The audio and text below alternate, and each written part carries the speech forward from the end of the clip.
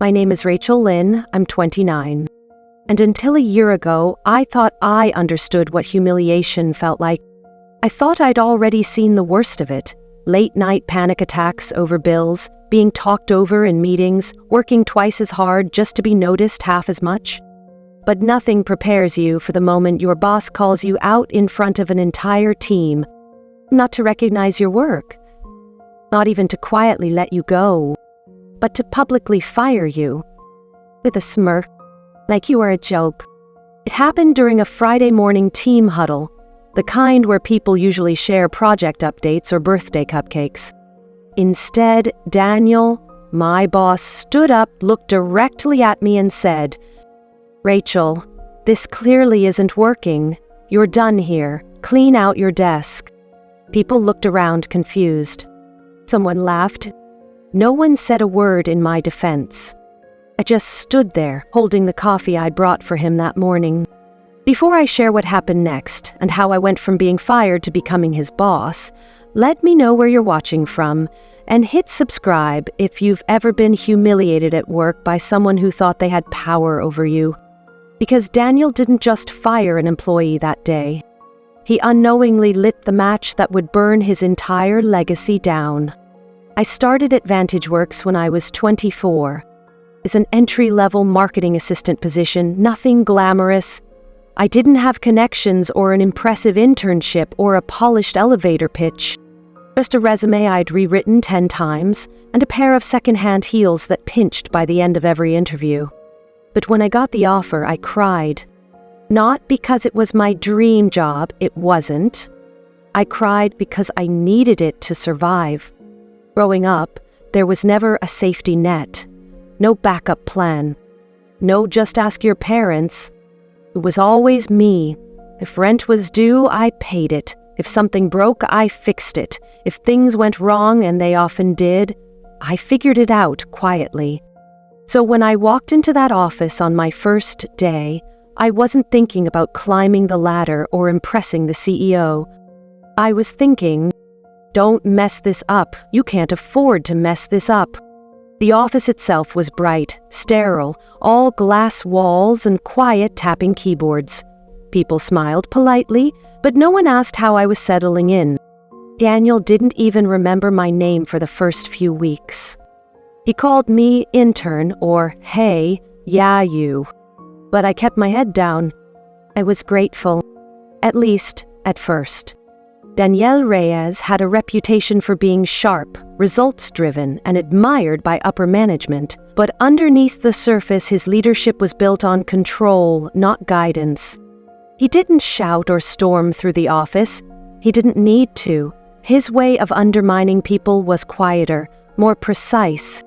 In the beginning, I dismissed the small slights, my name being left off team emails, being excluded from brainstorming sessions I'd helped prepare for, subtle corrections made in public instead of private.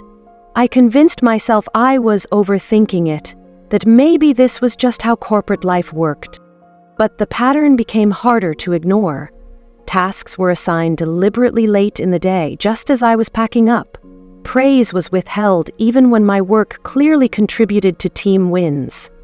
During meetings, Daniel often redirected credit toward those he favored, leaving me to nod along in silence. The office had a culture of quiet compliance. People noticed, but no one ever said anything. Those who questioned decisions didn't last long, so I kept my head down, determined to prove myself, believing that hard work would speak louder than favoritism. Still, it wore on me. The kind of exhaustion that doesn't come from long hours, but from knowing that no matter how well you perform, someone's already decided you don't belong. 4 months into the job, I had my first real win. I'd stayed late for 2 weeks straight refining a campaign pitch that ended up landing a major client. There was no formal recognition, no mention of my name in the client summary, but I told myself it didn't matter. I was there to learn, to grow, and eventually to rise. At the next all-hands meeting, Daniel walked the team through the pitch results. He praised the overall success but never acknowledged the work that went into it. When I raised my hand to add a detail about the campaign process, he waved it off and moved on without letting me finish. The room went quiet for a moment and then carried on like nothing happened. I sat there, still half raised, unsure what to do with my hands or my face. That meeting changed something for me, not just in how others saw me, but in how I saw myself. I realized I could do everything right and still be erased in a second. It wasn't about merit. It never had been. Over the following weeks, I became more careful, not with my work, but with my expectations. I stopped speaking up unless absolutely necessary. I stopped assuming effort would lead to opportunity. Instead, I started observing more closely, watching how certain people were elevated while others, like me, stayed invisible, no matter how much they contributed. The praise I thought I was working toward wasn't coming, and deep down, I knew why. After that meeting, I stopped looking for validation and started focusing on building a track record no one could ignore. If I couldn't change the way Daniel saw me, I could at least control what I produced. I became the person who always had the data ready, who spotted mistakes before they reached the client, who handled last-minute changes without flinching. While others relied on charm or proximity to stay in Daniel's favor, I relied on results. I didn't complain. I didn't take time off. I didn't make waves. I just delivered. Quietly, consistently, and thoroughly. There were moments when it seemed to work. My campaigns were performing well. Clients began asking for me specifically. Some of my coworkers started turning to me for input before going to Daniel, but the recognition I hoped would follow never came. Instead, it seemed like the more I accomplished, the more invisible I became. Daniel would often redirect assignments I'd already completed to someone else, pretending they were starting from scratch. When reports went out, my name was either buried or missing altogether. No one questioned it, and I never challenged it out loud. But even in silence, I kept going, not because I still believed I'd be rewarded for it. I had stopped expecting that. I kept going because I needed this job. I needed the stability, and most of all, I needed to know I could survive something like this without breaking. There's a loneliness that comes with being overlooked. Not the kind you can solve by going out with friends after work or calling someone to vent. This was the kind of loneliness that follows you into every room, even when you're surrounded by people. At Vantage Works, I started to feel like I was fading into the background. I was always in the room, always doing the work, but somehow never quite seen. My name was rarely mentioned in meetings. I was rarely invited to casual team lunches. When group chats lit up with weekend plans or after-hours drinks, my phone stayed silent. I told myself it didn't matter, that I was there for the job, not the friendships. But the truth was, it wore me down, day after day of walking into a space where I felt both essential and invisible at the same time. The kind of space where you do everything right and still feel like you're not enough. I smiled through it. I answered emails quickly. I delivered on deadlines. I even celebrated other people's wins when mine were never acknowledged. But underneath it all, I was exhausted, not from the workload, but from constantly trying to prove something to people who had already decided they didn't need to look twice. And yet, I kept going, because I didn't know what else to do. By the 6th month, the exhaustion had settled into something more permanent. Not the kind you recover from with a good night's sleep or a weekend off, but a deeper kind. The kind that makes every morning feel heavier than the last. There wasn't anyone I could really talk to at work. The team was polite, professional, and detached. People kept their heads down, just like I did. Maybe they were afraid to speak up, or maybe they were simply used to the way things worked under Daniel. Either way, no one reached out, and I stopped expecting anyone to. Outside of work, I kept most of it to myself. I didn't want to be the person who was always complaining about her job. On paper, everything looked fine. I had a stable salary, a position at a reputable company, and a resume that was quietly growing stronger. But none of that reflected what I was carrying just to keep it all together. I started having trouble sleeping. I would lie awake thinking through every meeting, every interaction, wondering what I could have done differently. I skipped meals without noticing. I stopped reaching out to friends. It just felt easier to be alone. There's a kind of numbness that sets in when you keep pushing through something that doesn't love you back. I was still functioning, still showing up, but inside I was running on fumes. A few weeks later, a new position opened up on the strategy team, a role that would have been a clear next step for me. I had already been handling much of the work unofficially, and a few people had quietly encouraged me to apply. It was the first time in a long while I allowed myself to feel something like hope. I spent the weekend preparing my internal application. I didn't embellish anything. I didn't need to. My record spoke for itself. Campaign metrics, client retention, team coordination, it was all there in black and white. I submitted it first thing Monday morning. 2 days later, the role was quietly filled. No announcement, no interview, no feedback. Someone else, someone with less experience and fewer results, had been selected. He was newer to the company, but had quickly become one of Daniel's favorites. Always visible, always included. The decision wasn't just about qualifications. It never had been. When I asked about the process, I was told the team had gone in another direction. No specifics, no conversation, just a closed door and a vague explanation. At night, I sat at my kitchen table staring at the offer email I had sent to myself as a backup, like a promise that, for once, I would take the chance to move forward. It was never even considered. And in that moment, something in me started to shut off. After the promotion was handed off, something shifted in me. Not suddenly, more like the slow closing of a door. I stopped trying to prove anything. The energy I had once used to go above and beyond was replaced by a kind of mechanical survival. I showed up on time, did what was asked, and avoided any extra visibility. My mornings began to feel heavier. I would sit in my car in the office parking lot for 5 or 10 minutes, sometimes longer, just trying to will myself to go inside. I stopped bringing lunch from home. I stopped organizing my desk. I stopped caring whether my work was noticed, because I already knew it wouldn't be.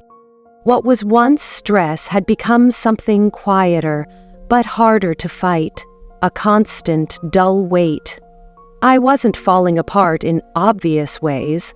I still met my deadlines, still answered emails, but I was starting to disappear in small ways and no one seemed to notice. I remember walking past a mirror in the office restroom one afternoon and barely recognizing myself.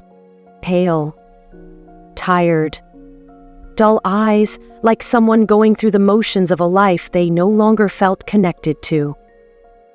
I told myself it was just a phase, that I'd bounce back, but deep down, I knew something had cracked. And the longer I stayed silent, the deeper the damage became. It happened during a routine team meeting, the kind I usually sat through quietly, taking notes no one ever asked for, listening while others took credit for things they hadn't touched. I hadn't planned to speak, but a question came up about a project I'd led behind the scenes, one of the few things I still took pride in. Without thinking, I responded. A clear, professional explanation, nothing bold or emotional, just the facts. The room went quiet for a beat longer than normal. Then something changed. The tone shifted, laughter followed, not loud, but unmistakable. It wasn't friendly. It wasn't light. It was the kind of laughter that tells you you've misread the room, that your presence, your voice, your effort had never really been welcome. I felt the heat rise in my face, but I kept still, eyes forward, hands folded. I nodded along like it didn't sting, like it wasn't happening. That's what I'd learned to do. Stay calm. Make myself smaller. Pretend it didn't matter. But it did. Not because I needed to be praised. I had stopped expecting that long ago. It hurt because in that moment it was clear. I was no longer just overlooked. I was a target. Someone people felt safe dismissing, even laughing at, because they'd seen it done before. And no one stopped it. After that meeting, I couldn't shake the feeling. I told myself to move on, to let it go, but it stayed with me. The silence, the looks, the way the air in the room had shifted. So, for the first time since I joined the company, I decided to speak up. I scheduled a meeting with HR, not to file a complaint, but to express concern, to ask whether the culture I was experiencing was normal. I prepared notes, tried to stay objective, professional, careful. I didn't name names at first. I just described the pattern, being excluded, ignored, minimized. The subtle way my work was erased, the isolation, the tone. They listened politely, nodded, took down a few words on a laptop without making eye contact. I waited for a follow-up question, for some kind of acknowledgement that what I was describing mattered. Instead, I was told that every team has its own dynamic, and that some environments are more fast-paced than others. There was no action, no suggestion of mediation, no further conversation. I left the room feeling smaller than when I walked in, not because I hadn't been believed, but because I hadn't been heard. I had done everything the right way, clear communication, professional tone, private setting. And it changed nothing. That was the day I realized the problem wasn't just Daniel. It was the system around him, built to protect power, not people. A few weeks later, I completed one of the most successful campaign proposals I'd ever worked on. It was a last-minute request, rushed, complicated, full of moving parts. But I handled it. Alone. I stayed late every night for a week, skipped lunch breaks, and reviewed every metric twice before submitting the final version. The campaign was picked up almost immediately. The client loved it. Senior leadership circulated it internally as a model for future strategy. It was the kind of success I used to believe could change things, could earn respect, or at least recognition. But when the internal summary was presented, my name wasn't attached to it. The slides I'd created had been redesigned with a different formatting style. The narrative I had built was rearranged just enough to blur its origin. The lead strategist credited on the project was someone who hadn't touched a single part of it until the results were already in. I watched quietly as people nodded along, congratulating each other. The room felt warm, collaborative, even celebratory. But I wasn't part of it. I was sitting just feet away, erased. There was no use speaking up, not after what happened last time. I just sat there listening to someone else present my work, while I pretended it didn't feel like theft. That day didn't break me, but it confirmed something I had already started to accept. I was never going to be given what I earned here. Something in me changed after that campaign was taken. Not loudly, not in a way anyone would have noticed, but a line had been crossed and I stopped pretending it could be repaired. For months, I had told myself that if I just held on, things would improve. That if I kept my head down long enough, worked hard enough, proved myself again and again, eventually someone would see me. Now I knew that no one was coming, and if I wanted to be seen, if I wanted the future I had been quietly building toward, I would have to create it myself. I started paying attention to things I used to ignore. Who the clients were, where the funding came from, which departments were profitable and which ones were being quietly downsized. I listened more than I spoke. I tracked patterns. I noticed when vendors changed, when leadership shuffled, when small cracks appeared in the polished surface of the company. At night, instead of reworking project drafts for someone else's approval, I started researching startups, business loans, ownership models, equity. I didn't know exactly what I was building toward, not yet, but I knew I couldn't stay where I was. And I knew if I moved carefully, patiently, I could take everything I had learned here and use it to create something of my own. Not to prove them wrong, but to finally prove to myself that I was never the problem. It happened on a Thursday morning. The team gathered for the weekly status meeting like usual. Coffee cups, laptops open, the low hum of conversation as people settled in. I had just submitted a full quarterly review the night before, the kind of analysis that took weeks to compile. I hadn't slept much, but I was proud of the work. It was solid, accurate, unflinching. The meeting started like any other. Routine updates, polite nods, a few small jokes traded between people who had always been comfortable. Then, without warning, the tone changed. I was called out by name, not for a question or clarification, but for something colder, final, and public. I was told my role had become unnecessary, that my performance had lacked impact. There was no warning, no conversation behind closed doors, no notice period, just a few impersonal sentences delivered in front of the entire team. I wasn't even asked to speak, just to pack up. For a few seconds, no one said anything. Then people shifted in their chairs. Someone took a sip of coffee. A few looked down at their screens. A few looked away entirely. I gathered my things in silence. Walked past the desks I had stayed late at. Past the printer I'd fixed when no one else could. Past people who had once relied on me, who now couldn't meet my eyes. And just like that, it was over. I didn't cry when I left the building. Not in the elevator, not in the parking lot, not even in my car. I just sat there, gripping the steering wheel, staring through the windshield without really seeing anything. The sun was too bright, the day was too normal. It felt wrong, somehow, that the world kept moving after everything I had built had been taken from me in under 2 minutes. When I got home, I left my bag by the door and went straight to the couch. I didn't turn on the lights. I didn't check my phone. I just lay there, shoes still on, jacket still zipped, and let the silence settle around me. There was no dramatic moment, no screaming or throwing things, just a slow, heavy quiet, like my body didn't know what to do now, that the tension had nowhere to go. I stayed like that for hours, long enough for the sun to go down and the room to turn dark. At some point, the numbness gave way to something sharper, not just sadness, but anger. Not loud or violent, just a deep, steady awareness that I had spent years giving my best to a place that never saw me as more than disposable.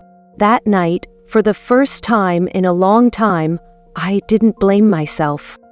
And once the anger settled in, it brought something else with it. Clarity. I didn't know how, yet, but I was going to come back, and they were going to see me. The next morning, I woke up before my alarm. For the first time in months, I didn't feel rushed. There were no unread emails waiting, no meetings to prepare for, no pressure to perform. Just silence, unfamiliar, but not unwelcome. I made coffee, sat at the kitchen table, and opened my laptop. It would have been easy to start applying for new jobs right away, to write a careful cover letter, polish my resume, and pretend the last few years hadn't left a mark. But I didn't open a job board that day. I opened a blank document, and I started writing down everything I had done. Every campaign, every client I had helped retain, every process I'd built, every crisis I had quietly resolved. Not to justify myself, but to see it for what it was. Proof that the story I had been told, that I wasn't enough, wasn't capable, wasn't ready, had never been true. I made a list of what I knew, where the company had weaknesses, which clients were unhappy but too polite to say it, which systems were inefficient, which ideas had been dismissed too quickly. By the end of the day, I had pages of notes, not about what I'd lost, but about what I could build. I didn't have a plan yet, but I had momentum, and for now, that was enough. A few days later, I opened my email and hovered over an old contact. He wasn't someone I had been close with, not a friend exactly, not a mentor, but someone I had worked with once on a small freelance project years earlier. He had since moved on to run a mid-sized consulting firm. We hadn't spoken in over a year. Still, I remembered how he carried himself. Thoughtful, no arrogance. He had seen my work back then and respected it, even when I didn't have a title to back it up. I typed the email carefully, just a few lines, no pitch, no resume, just a note to say I was exploring new directions, and if he ever needed help with strategy or digital campaigns, I was available. I didn't expect a reply, but a few hours later, one arrived. The tone was warm, direct. He remembered the project and remembered me. He said he had a few things in motion that might benefit from outside insight. Nothing promised, nothing big, just an invitation to talk. It wasn't a job, it wasn't a salary, but it was something I hadn't had in a long time, a conversation where I was seen as valuable, not replaceable. And in that small exchange, something inside me reawakened. I started to believe I hadn't lost everything. I had just been buried under a system that was never designed to recognize me in the first place. Now I was free to rebuild, on my own terms. That first project wasn't glamorous, it wasn't groundbreaking or high-paying, but it was mine. I set the timeline, I shaped the strategy, I chose the tools, and for the first time in years, I didn't have to fight to be heard. I finished the work in less than a week, delivered it clean, early, and under budget. The client was happy. Not surprised, just satisfied, in the way people are when things go exactly as they should. There were no politics, no power games, just work and results. Word started to spread quietly. One referral turned into two, a small campaign for a local nonprofit, a consulting package for a startup founder struggling with digital growth, a pitch rewrite for a brand looking to reintroduce itself. None of it made headlines, but each project added something: credibility, confidence, experience. More than anything, they reminded me what it felt like to be capable, to contribute without shrinking, to work without the constant need to defend my place. I didn't announce anything publicly. I didn't update my LinkedIn or call it a business. Not yet. But every time I hit send on another finished project, I could feel the ground beneath me getting firmer. And somewhere in the background, a thought started to form. Not just about surviving, but about owning something. Not just work. A company. By the third month of freelancing, I had more work than I could handle alone. The clients weren't massive, but they were steady. The results were consistent, and for the first time in my career, I was in control of both my time and my trajectory. That control made space for bigger questions, ones I had never let myself ask before. What would it look like to scale? Could I turn this into something more than just a freelance life? I started researching acquisition models, not flashy corporate takeovers, just quiet purchases of struggling small businesses with potential, ones I could restructure and revive. It wasn't about ego or legacy. It was about ownership, freedom, power that couldn't be taken away in a meeting room. Most of what I found didn't interest me. Out-of-touch leadership, outdated systems, unclear books. But then, almost by accident, I came across something that made me stop. The listing was vague. a mid-tier marketing firm looking for a discreet buyer due to leadership transition. The numbers were familiar, the service offerings even more so. And then I saw the location. Same neighborhood, same client range, same core services.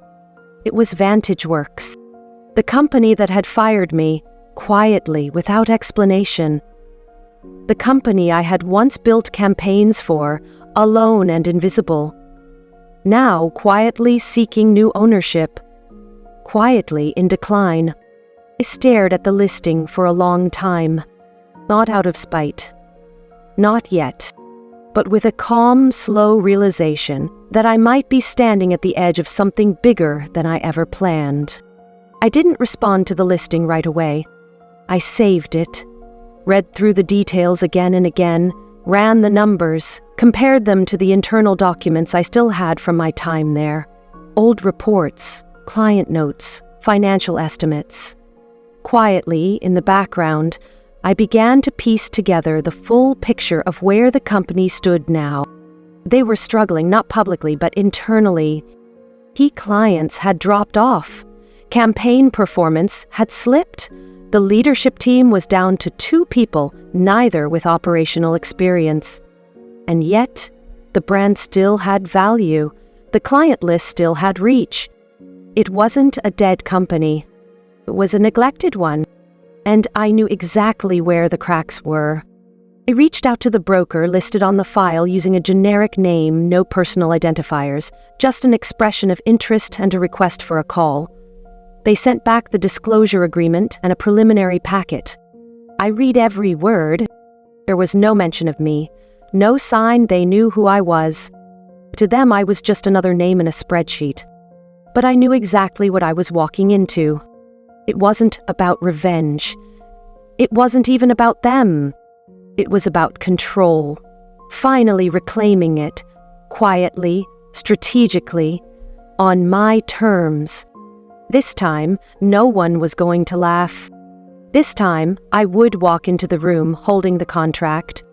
The first call was brief, just an introduction, a few surface-level questions, and a vague discussion of numbers. I kept my voice neutral, professional, detached. I didn't ask anything I couldn't have found online. I didn't let anything slip. They had no idea who I was. Over the next few weeks, I moved slowly. I reviewed internal reports, asked for profit and loss statements, analyzed retention rates. Nothing aggressive, just the kind of methodical curiosity expected from a cautious buyer. I was careful not to react to anything, even when I recognized names, clients, or decisions I'd once had my hands in. The seller, Daniel, wasn't present during any of the early calls. His name was mentioned occasionally in passing, always with some vague phrasing about shifting priorities and leadership fatigue. Apparently, the same person who once micromanaged me out of meetings was now trying to quietly offload his own failing company. The irony didn't make me angry, it made things clear. This wasn't about personal satisfaction. It was about precision. The numbers were worse than I expected. Bloated overhead, broken processes, burned out clients. But I also saw exactly where the solutions were. I knew how to fix what they didn't even understand was broken, because I had already done it once, unseen, behind the scenes. Now I had leverage, not just as a buyer, but as someone who knew every weak point in the foundation they were standing on. And they didn't know who they were selling it to. The offer went out under my company's name, a small LLC I had quietly formed during my freelancing months. No fanfare, no hints, just clean numbers and a structured plan. I kept it simple, partial upfront payment, the rest on performance terms. It was a generous offer, considering what I knew they were sitting on, but I wasn't trying to crush them. I wanted them to say yes quickly. Within days, the response came through. Accepted. The papers were drawn up, the signatures exchanged. Just like that, the company that once dismissed me, erased me, now belonged to me. Not symbolically, not spiritually, legally. There were no announcements, no LinkedIn posts, no dramatic press releases. I didn't want noise, I wanted silence, clean entry, quiet control. And you'll never even saw my name. He signed the documents and walked away, thinking he'd offloaded a sinking ship onto a faceless buyer. He had no idea that the person behind the signature had once sat silently in his meetings, building the very systems he later broke. Ownership wasn't the revenge. Control wasn't either. The real victory was knowing I didn't need to become what they were to win. I hadn't raised my voice. I hadn't demanded respect. I had simply taken what they never imagined I could reach and made it mine. The first time I stepped into that building, I was just another employee, eager, silent, trying to fit in. This time, I didn't knock. I didn't wait at the front desk. I used the access code they gave me during the transfer process and walked straight in. The office looked almost the same. Same scuffed hallway floors, same flickering light near the break room, same glass-walled conference room that once felt too big for me, only now, it was mine. All of it. No one knew yet. The final documents had been processed just days earlier. The leadership transition hadn't been announced internally. The team was still under the impression that someone else, someone far away, had acquired the company. So when I walked through the space, heads turned, not in recognition, but in curiosity. I saw the confusion build slowly on a few faces, the double takes, the silent stares. No one said a word. I didn't need to explain myself. I didn't owe them anything. I walked straight into the corner office, the one that used to belong to Daniel. I closed the door, and for the first time in years, I exhaled. This wasn't about proving I belonged. This wasn't about being seen. This was about reclaiming the space where I had once been erased and turning it into something no one could take from me again. I waited 2 days before making the announcement. In that time, I watched. Quietly. I observed the staff, the systems, the meetings. I took mental notes of who still showed up with effort, who had burned out, and who had become too comfortable in the vacuum of real leadership. Then on a Monday morning, I called for an all-hands meeting. It was scheduled under the vague title, Ownership Transition Overview. Most of them expected a new investor presentation, maybe a video call from someone they'd never meet in person, a formality. Instead, I walked into the room. There was silence at first, a few startled glances. Recognition began to settle in slowly, a quiet ripple of memory across the group. Some remembered my face. Some remembered my name. A few remembered what they had done or hadn't done, while I was quietly pushed out. I didn't raise my voice. I didn't bring up the past. I simply introduced myself as the new owner of VantageWorks, and then I laid out the future. Clearly, professionally, without emotion, a restructuring plan, a new leadership framework, metrics for accountability, creative autonomy where it mattered, integrity where it had been lost. There were no dramatic speeches, no accusations, just direction and power, not performed, but earned. Because I didn't come back to be applauded. I came back to lead. Change didn't happen overnight. I didn't expect it to, but it began, quietly and without permission. The moment I started showing up every day, not as a survivor, but as the owner. The first thing I did was simplify the hierarchy. No more vague middle management roles with bloated titles and no accountability. No more meetings that existed just to defend someone's salary. I made it clear contribution mattered more than position. Some people adjusted quickly. They had been waiting for this. For structure, for fairness, for a reason to care again. Others resisted, subtly at first, sarcastic remarks, delays, passive pushback. I didn't argue, I didn't fight, I just paid attention. The beautiful thing about setting clear standards is that people who can't meet them will quietly remove themselves. Within a month, 3 senior staffers resigned, including one who had once laughed while I explained my own project. No confrontation, no drama. Just a slow awareness that their influence had expired. Meanwhile, the people who had been quietly doing the work for years began to rise. Not through politics, through action. The interns, the overlooked coordinators, the assistants who had never been in the room but always kept things moving. I wasn't building a culture of fear, I was building a culture of clarity. And in that space, the right people knew exactly how to thrive. I didn't reach out to old contacts. I didn't ask for validation. I just did the work. We launched 3 campaigns in the first quarter, stripped of fluff, focused on impact, and designed with precision. Clients who had been ready to walk away started paying attention again. Former clients reached out with curiosity. A few asked, almost hesitantly, who was running the show now. I never led with my name. I let the numbers answer for me. One by one, our metrics outpaced every quarterly record they'd set in the past 5 years. Client engagement was up, retention returned, revenue stabilized, and then climbed. Not because we were chasing trends, but because we were telling the truth. The industry began to notice.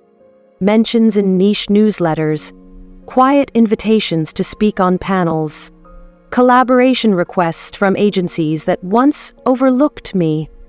I turned most of them down, not out of spite, but out of focus.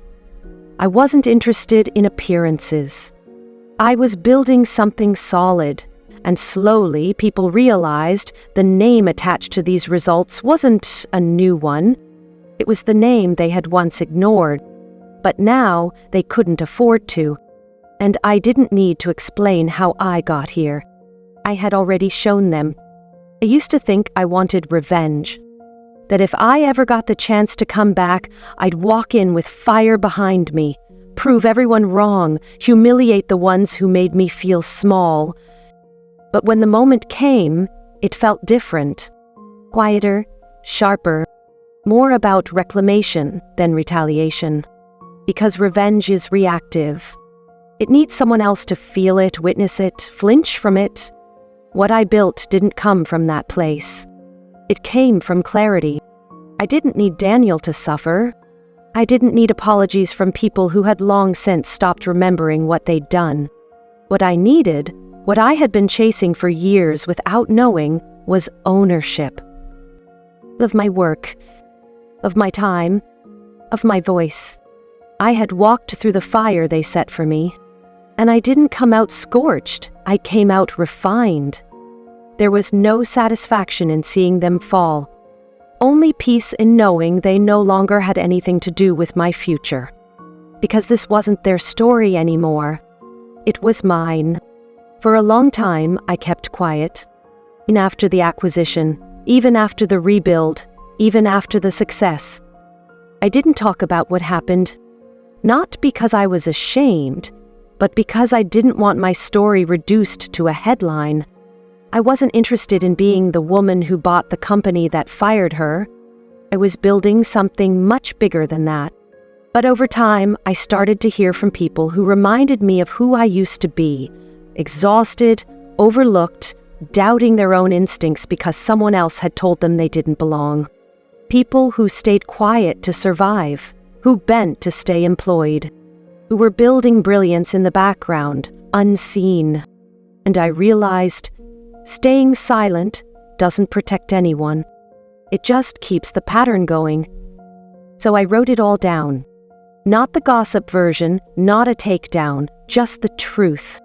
About the years I spent trying to prove myself. The moment they fired me like I was nothing. The silence that followed, and the power I built inside of it. I shared the story in my own words, on my own platform. No exaggeration, no theatrics. Just one steady message. You are not crazy. You are not alone, and you are not powerless. Because when you rebuild from nothing, and no one can take it from you again, that's not revenge. That's freedom. Success used to look like approval. A nod in a meeting, a title change, someone finally saying, "You did well."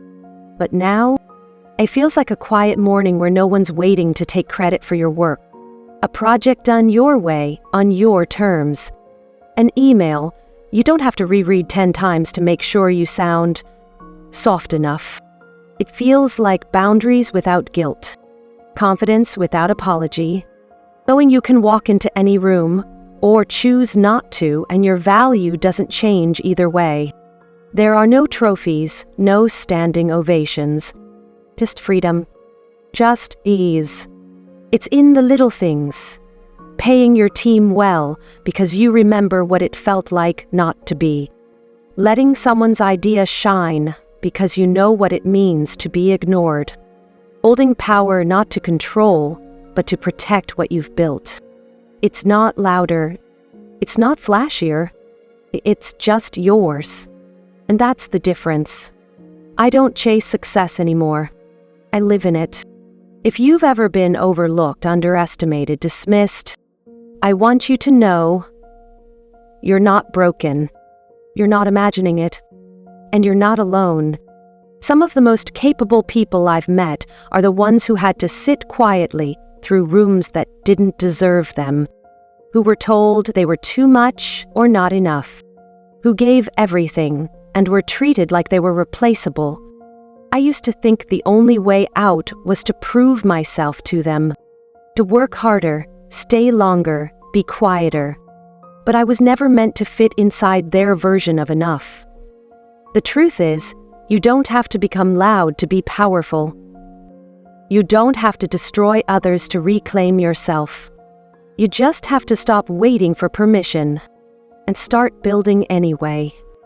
Because when you rise without their approval, when you take back what they tried to take from you, when you succeed in a way they can't ignore but still don't control, that's not just redemption, that's ownership. And you deserve it.